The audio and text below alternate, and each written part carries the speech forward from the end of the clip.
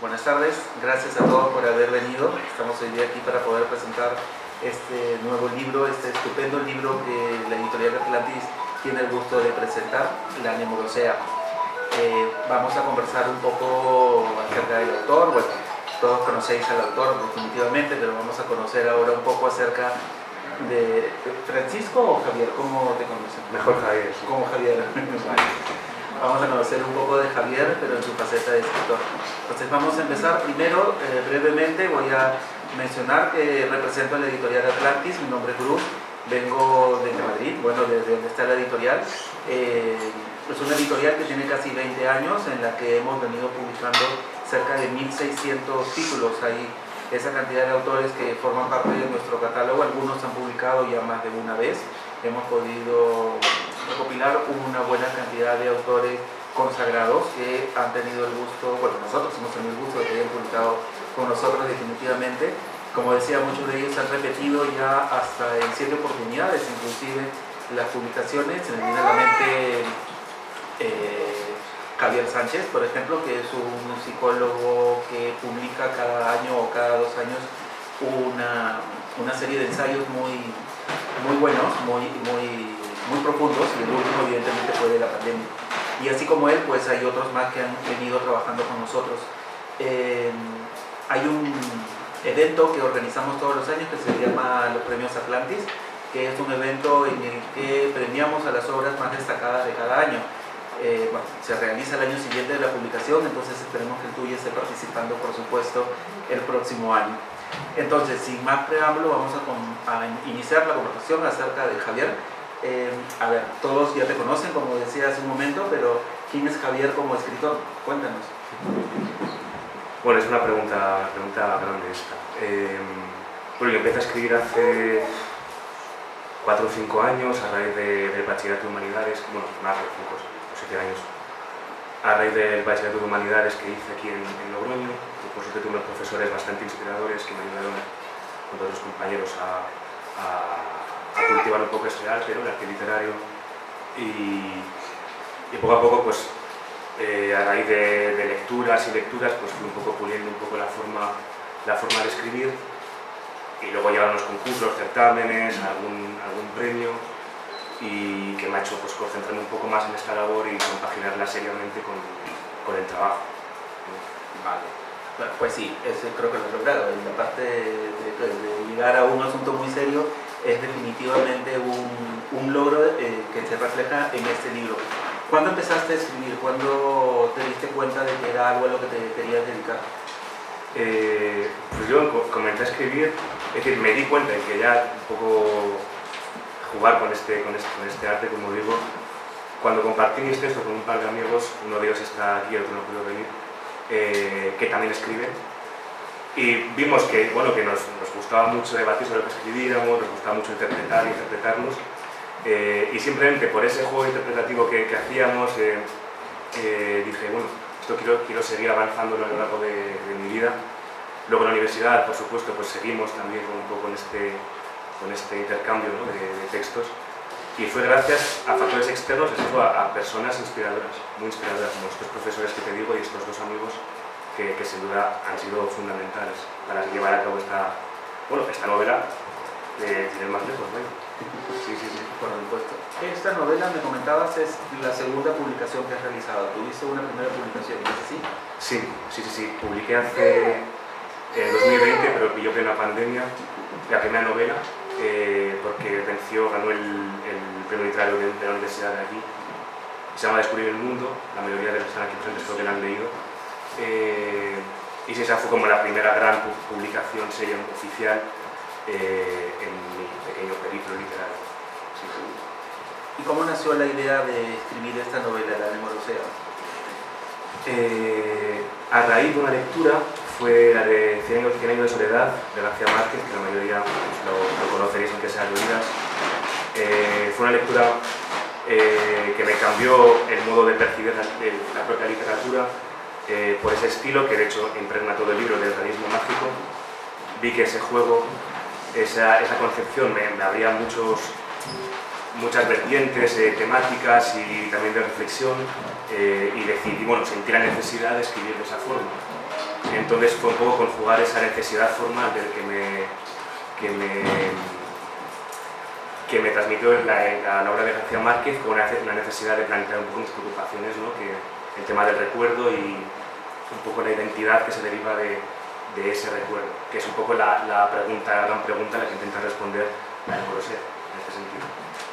Vale, antes de preguntarte, de pedirte que nos cuentes un poco en tus propias palabras qué es lo que le esperan los lectores de la Nemorosea, me gustaría leer este primer párrafo del informe del libro que se presentó cuando enviaste el manuscrito y decidimos que queríamos publicarte.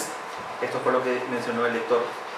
Nos encontramos ante un curioso artefacto literario que posee esa infrecuente virtud de no asemejarse a ningún otro. Esta obra no es para todos. Su sentido del riesgo, su experimentación creativa y su compromiso artístico así lo atestiguan. El autor demuestra, antes que nada, un firme respeto hacia la literatura y hacia el lector. Es suficiente como para no ofrecerle cualquier cosa. La Nemorosea es pura literatura, atrevimiento y fuego, como diría el escritor peruano Vargas Llosa. Sí, he leído varios informes, por supuesto, y en verdad al lector le encantó lo que tú estabas proponiendo, porque inclusive hasta cita, ¿no?, una de las frases de Vargas Llosa. En tus propias palabras, cuéntanos qué es lo que nos espera a los lectores de la Nemorosea. Bueno, yo creo, en primer lugar, creo que la novela es muy sugerente, va a proponer mucha imaginación, mucha fantasía, yo creo que va a ser capaz de trasladar al lector a un mundo que no se espera que sea posible, precisamente porque aúna ese realismo mágico, ¿no?, que mezcla un poco lo maravilloso con lo cotidiano. Creo que no es una novela densa, al menos no ha sido mi intención. No me interesaba hacer un tratado ensayístico, filosófico sobre la facultad del recuerdo, sobre el tema del olvido, la identidad, sino que me interesaba más bien plantearla a través de un juego ameno con personajes, una trama. Entonces yo lo que sí que busco en el lector es un lector, generalmente no solo para este relato, un lector osado, un lector que se atreva, ¿no?, a formar parte del juego de la literatura, no un lector escéptico, un lector que diga esto no me lo creo. Creo que ese escepticismo se relega más bien a temas ensayísticos o filosóficos. La literatura es más aceptar el juego que te propone el autor y formar parte de él, ¿no?, y un poco divertirte con el autor e incluso rebatirle, ¿por qué no?, un poco lo que propone o cómo lo propone. Recuerdo que uno de los adjetivos que mencioné en ese informe era que era una novela insólita. Y a mí ese adjetivo me llamó la atención porque nunca había pensado en dar un poco ese adjetivo a la novela. Y aunque sí que, se lo agradecí muchísimo, porque es un adjetivo que de alguna forma reconoce cierta originalidad en la obra, sí que tengo que reconocer que la obra está llena de influencias de otros autores clásicos que creo que el lector experimentado podrá reconocer sin ningún problema.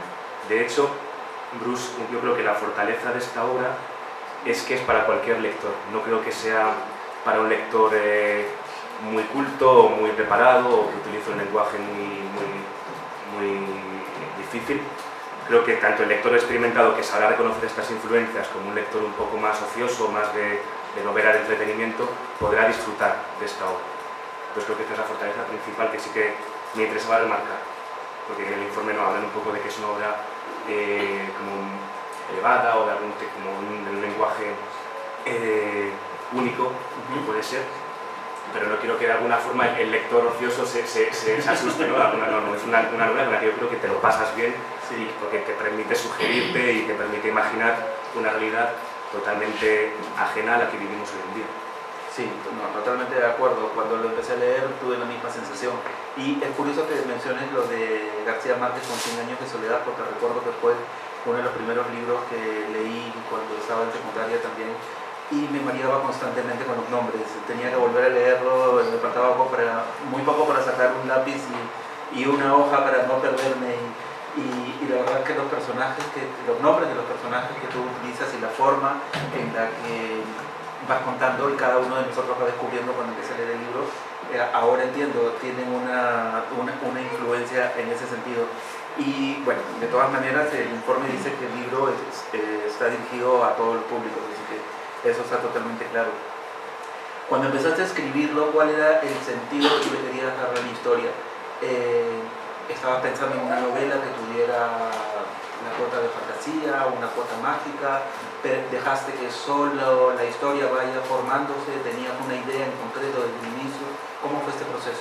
Sí, bueno, yo cuando escribo relatos o anteriores novelas cortas sí que intento fijarme muy bien el inicio y el final de la novela y poner como dos ejes vertebradores que pueden ser los personajes o espacios. En este caso hay dos ejes vertebradores, que es Nemoroso Ezquerro, que veréis que es el protagonista, y Primaveral, que es el espacio en el que sucede toda la historia. Entonces yo sabía cómo iniciaba, sabía cómo tenía que acabar, tenía dos personajes, el espacio y Nemoroso Ezquerro, muy fijos, con una personalidad muy marcada, y luego de alguna forma improvisé. También tenía muy clara la estructura, que va entre la narración del presente, luego recuerdos del pasado del personaje, y a partir de ahí fue un poco dejarme llevar por las inquietudes del propio personaje incluso. Sí, sí. Claro, entonces eres más un escritor de mapa. Sí, ¿no? sí, pero tampoco eso es un mapa que se va haciendo conforme se va escribiendo. Hay una combinación de los dos ahí. No soy de los que se hace esquemas o tiene como el personaje muy bien definido. Los secundarios han ido saliendo, han ido brotando como de forma un poco aleatoria. Pero sí, vamos, el lector podrá comprender que hay un hilo muy claro, un hilo que es el protagonista, que ese sí que está definido. Luego el resto va apareciendo para acompañarle en su viaje, en su nemorosea, en su periplo, pero la mayoría no estaba previstos. Vale. Hay una nota que también me llamó la atención en la que se indica que se trata de una obra de gran lirismo y diría que hasta melancólica. ¿Estás de acuerdo con esa apreciación? Sí, la verdad que lo define muy bien. El gran lirismo imagino que se refiere al tema de... es un lenguaje muy sugerente, un lenguaje que emplea muchas metáforas constantemente, pero metáforas muy físicas, muy palpables, para nada abstractas. Y la melancolía sí, siempre que se habla de recuerdos o se refiere a cosas del pasado, al menos en mi caso siempre hay un tinte melancólico que además me interesa además plasmar en las obras y sobre todo en los personajes. Sí. Vale. Esta obra también tiene una connotación bastante clara o está referida de una manera muy clara a un tema de aventura, de viaje, del tiempo. De hecho, son muchos años los que transcurren en este proceso, que bueno, ya vais a enterar después cuando lea el libro. Cuéntanos un poco de este proceso, cómo nació la idea, por qué lo planteaste de esa manera, hacia dónde dirigías tú la historia cuando decidiste que fuera una aventura así tan larga. Sí, a mí me interesaba, ¿qué te digo? Plantear un viaje largo para reflejar bien los cambios psicológicos y también físicos incluso que sufría el protagonista. Y también me interesaba recurrir al pasado para explicar esos cambios que va sufriendo el protagonista. Entonces, si lo hubiese planteado un viaje muy breve, no habría sido verosímil, habría sido demasiado artificioso. Entonces, por eso planteo un viaje muy extenso, como verán los lectores más adelante, que permita precisamente eso, ¿no? Reflejar muy bien los cambios del personaje, sobre todo las causas de esos cambios del personaje, que al final van a derivar a un final que de alguna forma explica un poco todo. Hay una parte, recuerdo, creo que fue el prólogo en el que lo mencionan, en el que hablan acerca del espacio-tiempo, de lo que transcurre antes, durante, en el presente y después, ¿no? Que lo clasifica como, si no me equivoco, experiencia, vivencia y expectativa. Esto es en el prólogo, ¿no es así? Sí. Cuéntanos un poco, por favor, acerca del prólogo, que previamente le decía que me había quedado gratamente sorprendido porque ha sido un prólogo no solamente extenso, sino escrito de una manera muy cariñosa. Se nota que es alguien que te aprecia mucho. Sí, bueno, el prologuista es Manuel Palín, que no ha podido acudir, pero bueno, está su padre. De hecho, la frase, bueno, aquí la tenéis en la diapositiva, está cogida del prólogo, es la parte final del prólogo. A Manuel le encomendé un poco la tarea de prologar en la obra. Ha hecho un trabajo, como dice Bruce, maravilloso, lo veréis o antes de la novela o después de la novela, tampoco influye demasiado en este sentido. Pero es una reflexión sobre el tiempo, el espacio, también muy actual con el tema de las tecnologías y cómo un poco distorsiona esa expectativa, esa experiencia hasta el punto de fundirlas y sin alcanzar más bien sus límites. Así que si estoy de acuerdo con eso, es un trabajo fantástico, lo disfrutaréis el prólogo de Manuel. Y lo de la experiencia que te comentabas, sí, creo que en Nemoroso, con la estructura esta del presente recuerdo, presente recuerdo, sí que funde un poco también esa expectativa. Y lo más importante es que lanza constantemente una expectativa al lector. Le apela directamente una pregunta que es ¿qué es lo que va a suceder después? Porque de alguna forma es inimaginable. Así que sí, creo que son tres temas los que has comentado y que comenta muy bien Manuel Padín en el prólogo, que captan la esencia temática de la obra a la perfección. Sí, sí. Vale. Ya nos has contado que una de las influencias más directas para ti al momento de escribir ha sido Gabriel García Márquez, pero me imagino que deben haber muchos otros. Cuéntanos un poco de eso.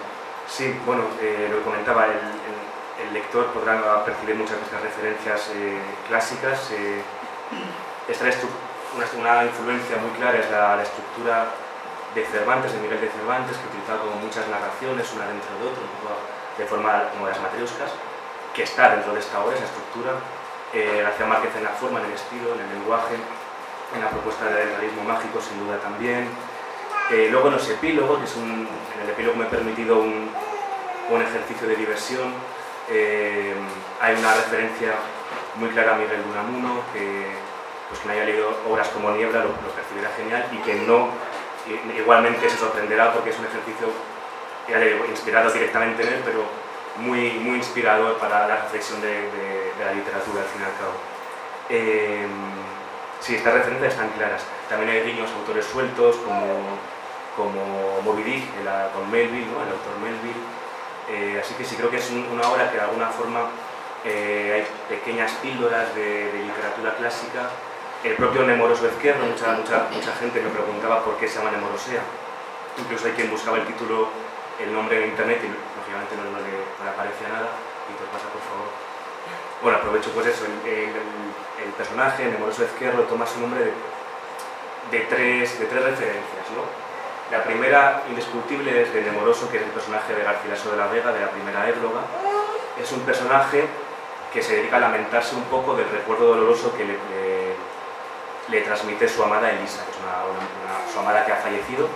Entonces me interesaba mucho coger de este Nemoroso de Garcilaso esa percepción bifaz del recuerdo, porque constantemente hacía referencias dulces a Elisa y a la vez referencias muy dolorosas precisamente porque había fallecido.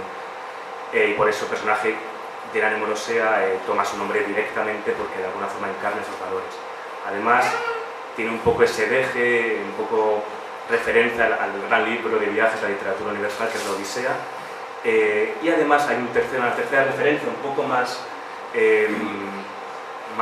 casual, que es la de la florecilla que veis ahí, que bueno, veréis que la margarita, no es una margarita pero ahora comentamos, la hoja de la margarita tiene una importancia capital en la obra. Y cacharrando un poco por internet, vi que esta florecilla de aquí, que me recuerda mucho a la margarita, se llama Nemorosa. Entonces fue como una coincidencia que sin lugar a dudas me obligó ya casi a ponerle este título cargado de referencias, algunas clásicas, otras un poco más casuales como el de esta florecilla. Sí, es más lejos. Sí. Bien. Cuéntanos un poco ahora acerca de ti como escritor, cómo es el proceso de escritura, qué es lo que tú necesitas para poder inspirarte, qué elementos son necesarios, cuáles buscas, cuál es el momento o el espacio adecuado para empezar a escribir. Sí, yo, como cualquier escritor, bueno, la mayoría de escritores necesito silencio, mucho silencio. Entonces escribo cuando la casa está tranquila y silenciosa, pues por las tardes, en un rato ameno que tenga. Y por desgracia, como tengo que compaginarlo con labores académicas y del trabajo mismo, pues cada vez ese tiempo dedicado al proceso creativo es menos, es inferior. Pero bueno, sí, yo necesito ese silencio, es fundamental. Y me nutro mucho de las lecturas que hago. Creo que un escritor, para ser un buen escritor, tiene que haber leído mucho. Entonces, soy consciente de ello y por eso intento, más por ocio, por supuesto, pero también una segunda razón sería leo para escribir mejor. Sí.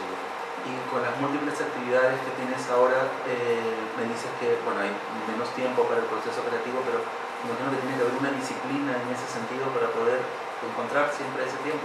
Sí, una disciplina al menos no como un número, no es cuestión de marcarse un número de páginas, un número de capítulos cada mes, pero sí que hay una disciplina en lo que concierne a no olvidar por qué has iniciado la novela. Porque en el momento en el que un escritor olvida ese inicio, la razón de ese inicio, la novela se va al traste. Entonces sí que hay una disciplina más que consistir en un máximo, un mínimo de páginas, un mínimo de palabras, un mínimo que algún escritor puede tener, porque es legítimo. En mi caso consistía en recordar un poco la razón temática y la preocupación de la que se nutre esta novela, que como decimos es el recuerdo y su opuesto o compañero que es el olvido. Y si tienes alguna idea en particular durante el día, ¿eres de lo que escribe en un pedazo de papel? Sí. ¿O esperas a llegar al ordenador? No, bueno, en pedazo de papel, para que vamos de móvil, ¿no? Bueno, también. Pero sí. Sí, es una idea que considero valiosa, la intento plasmar cuanto antes en el primer soporte que encuentro. Como generalmente es el móvil, pues el móvil, pero sí. Te preguntaba lo de la inspiración porque ya esa es una cosa curiosa que yo hago porque aunque te parezca mentira, he conversado con escritores que me dicen que por el contrario necesitan de mucho ruido para inspirarse, y que es algo que para mí tampoco es común, ¿no? Yo también necesitaría mucha tranquilidad y paciencia el día que decida ponerme a escribir yo también, pero no.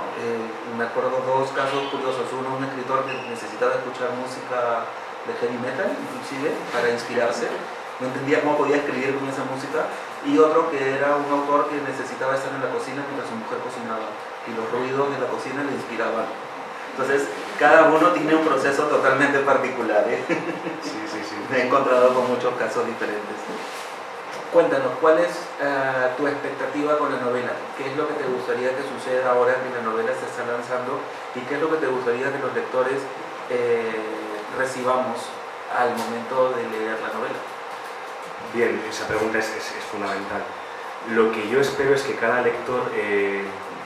la lectura es un acto muy inmediato realmente, entonces yo lo que espero es cuando mi lector o el lector de la obra esté leyendo este libro, logre deshacerse un poco de su inmediatez, de su contexto, para zambullirse directamente en la obra y dejarse llevar por la corriente imaginativa que tiene, por las sugerencias estéticas y la sensibilidad natural que transmite. La idea principal o el objetivo principal no es que esta obra perdure en el recuerdo del lector, eso puede resultar un poco contradictorio, paradójico, sino que en el momento mismo de la lectura el lector disfrute y sobre todo sea capaz, llegue de alguna forma a fomentar en él este carácter de imaginación y de fantasía que propone la novela.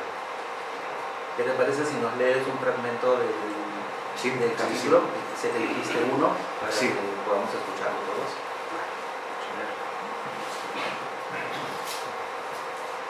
Ya siento el calor que hace, yo también estoy sudando bastante. Nos han dicho que el aire acondicionado no iba, así que... Bien, pido perdón, imagino que desde el fondo no se va a ver muy bien, pero bueno, me escucháis y de alguna forma os hacéis una idea. Es el inicio del capítulo 6 de la obra, de la primera parte, y describe primaveral, que como digo es el espacio en el que sucede todo. Vamos allá, dice: primaveral tenía el aspecto de los lugares pequeños.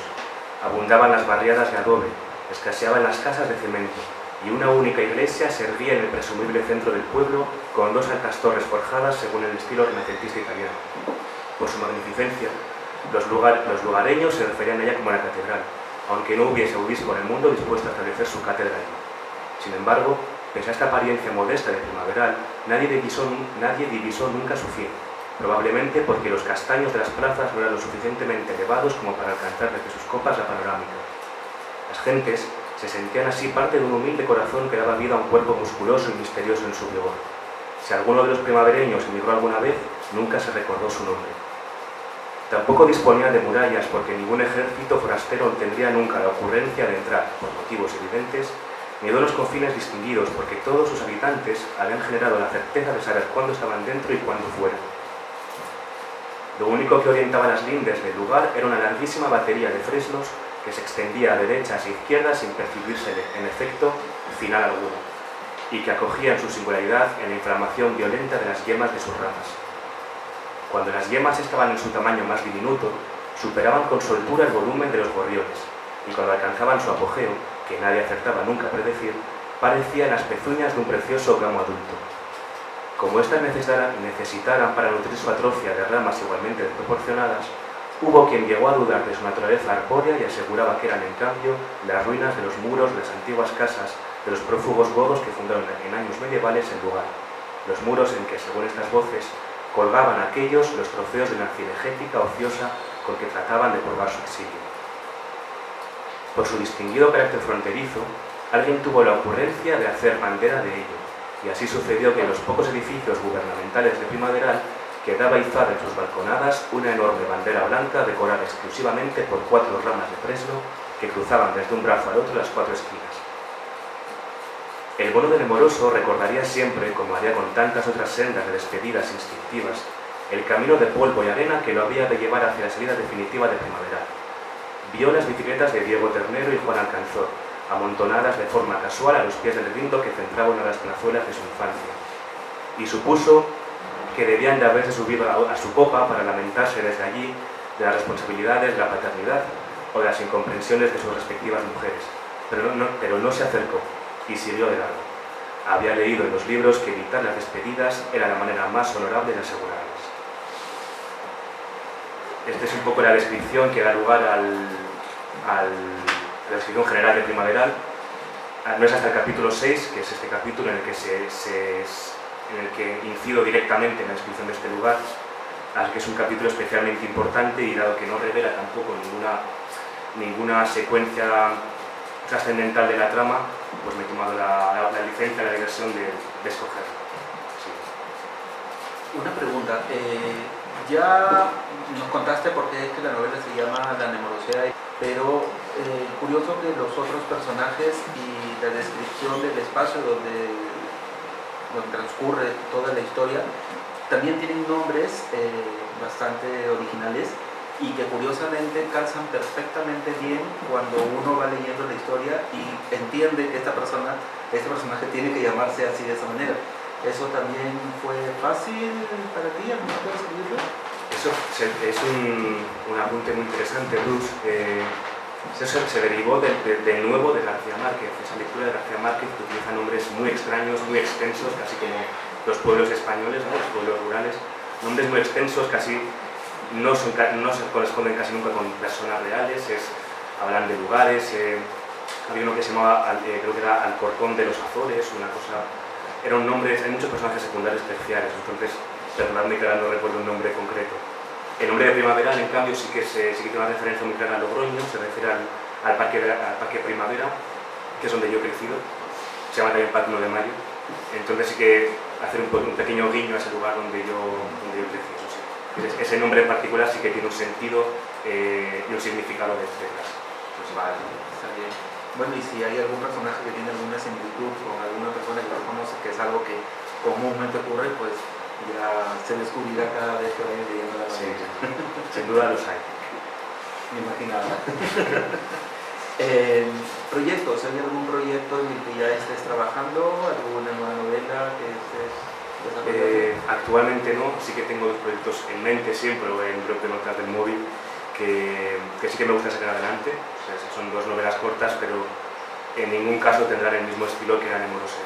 En ningún caso. Serán novelas con un estilo diferente, quizás más realista en sentido puro de la palabra, porque como te digo, esta novela me ha costado bastante escribirla, me ha costado bastante urdir un poco las tramas y... ¿Cuánto tiempo te tomó escribirla? Un par de años. Sí, inicié la escritura poco después de publicar la primera novela. Además, durante el confinamiento pues fue un poco más inspirador, era más tiempo incluso, ¿no? Así que sí, pero exige mucho, el realismo mágico exige bastante al autor porque tiene que hacer un proceso imaginativo que a veces no es del todo natural y suena artificioso, entonces dan ganas de borrar párrafos enteros, luego hay una lucha dialéctica contra uno mismo que desgasta bastante. Entonces, por esta razón yo creo que las siguientes 2 novelas o los proyectos que tengo no van a tener para nada el mismo estilo. Vale. Serán diferentes.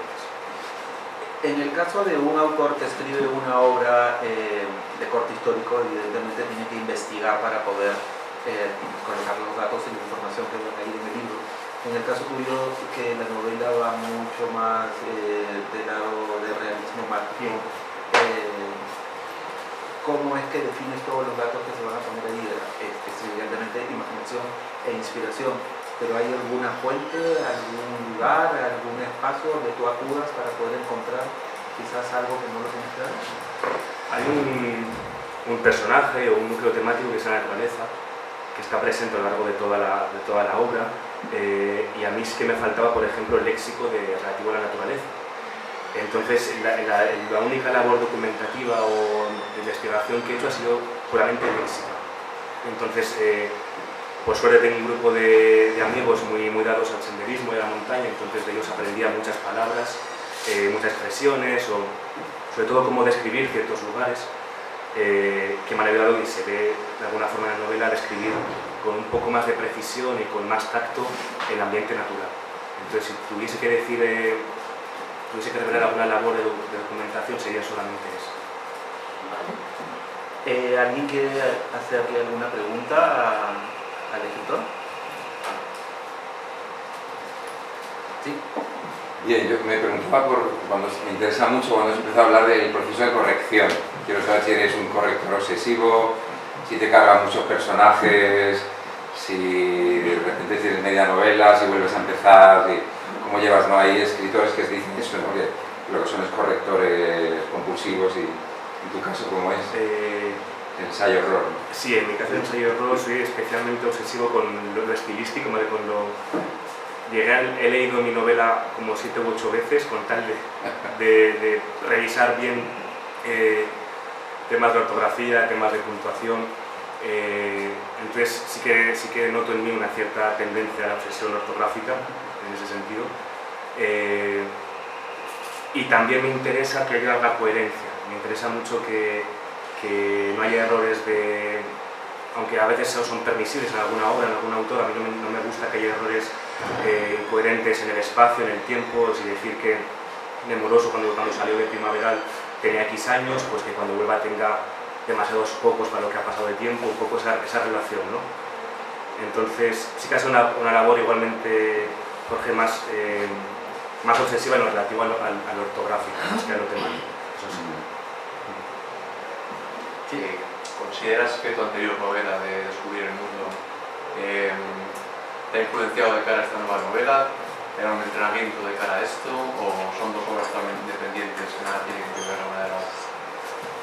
Son dos obras bastante diferentes, sobre todo porque la primera habla desde una perspectiva puramente personal, rozando el autobiografismo, estando directamente en él. Esta no, esta es totalmente, vaya, narradores en tercera persona, es omnisciente, hay muy pocos datos relativos a mi vida personal, más allá de Primaveral, algún guiño a algún amigo, alguna referencia. Así que es un ejercicio literario totalmente opuesto al primero, mucho más extenso además que la primera novela, diría que más rigurosa en el sentido de muchos más hilos entre personajes, entre tramas, entre diálogos, con mucho más diálogo también, por supuesto. Sí, es una novela totalmente diferente a la primera, sí. Bien. ¿No hay otra pregunta? Sí. Hola, Javi.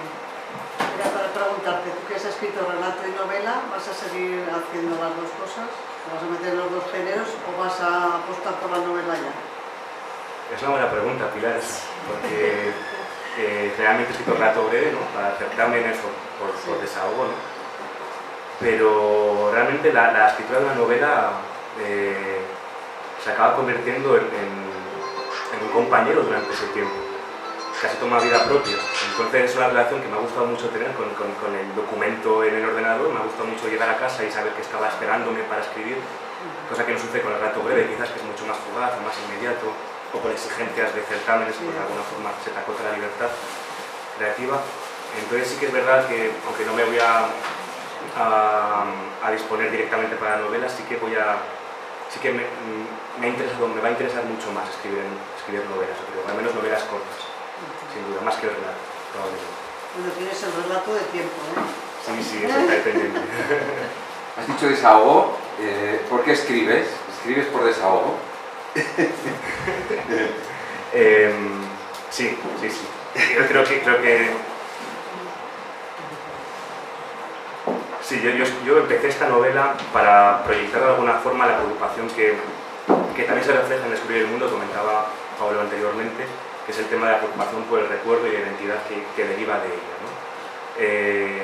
Por diversos sucesos personales en mi vida, pues esa preocupación se ha acentuado y necesitaba plasmarla de alguna forma. Pero necesitaba plasmarla sin hablar de mí mismo, porque me resultaba ya un ejercicio, en mi caso ya un poco pueril. Entonces necesitaba un personaje en el que canalizar de alguna forma mis preocupaciones, mis iras incluso, también un poco burlarme de él como si me burlase de mí mismo. Entonces escribo para eso, para desahogarme. Sí. Tampoco ignoro que hay un lector detrás. Es decir, que no escribo solo para mí, como igual puede ser una respuesta de algún escritor, algún autor, escribo también para el lector, por supuesto. Sí. Pero vamos, el desahogo es fundamental, en mi caso es fundamental. Bien, creo que no tenemos más preguntas, ¿no? Perfecto. ¿Algún comentario final que te gustaría realizar, Javier?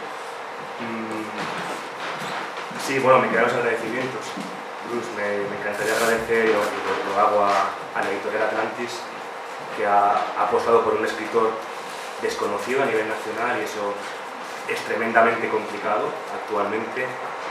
Ha apostado además con todo su equipo, lo cual de verdad lo agradezco muchísimo. Por supuesto a todos aquellos que han participado en la creación de la obra, pues confrontándome con sus opiniones, incluso difundiéndola, como habéis hecho muchos de vosotros. A vosotros que habéis venido, como público, especialmente siendo un sábado caluroso, pues agradezco especialmente que hayáis venido. Y en último lugar, a la Biblioteca de La Rioja, que me ha cedido este espacio, sin el cual la presentación habría sido probablemente de aforo inferior y de calidad probablemente también inferior. Así que simplemente quiero acabar con ese agradecimiento y, por supuesto, aunque lo he mencionado antes, a Manuel Padín, que ha hecho el prólogo, que ha hecho un trabajo, como veréis, excepcional. Genial. Entonces, antes de terminar, me gustaría solamente leer brevemente la parte final de la presentación de la obra, que dice: la novela está muy bien escrita, el autor hace uso de numerosos recursos estilísticos que embellecen su prosa. Hay una cierta tendencia al lirismo que, sin embargo, no entorpece la lectura. La historia sorprende inicialmente y luego se sigue con facilidad e interés hasta el final. La Nemorosea es una curiosa y satisfactoria novela que no se parece a casi ninguna otra. El regusto que deja tras su lectura es bastante positivo. Enhorabuena.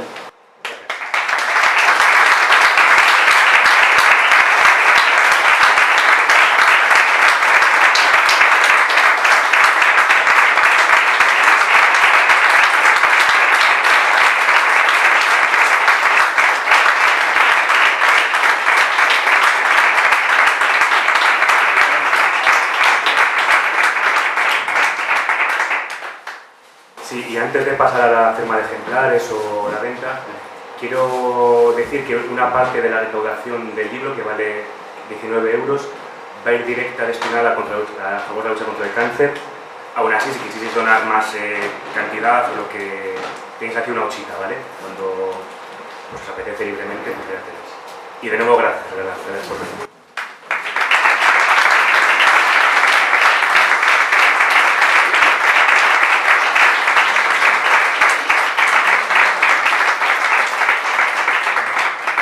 Algunos ejemplares aquí para quien quiera comprarlo, y luego puede venir para que Javier lo pueda dedicar y tomarse fotos con el escritor, por supuesto.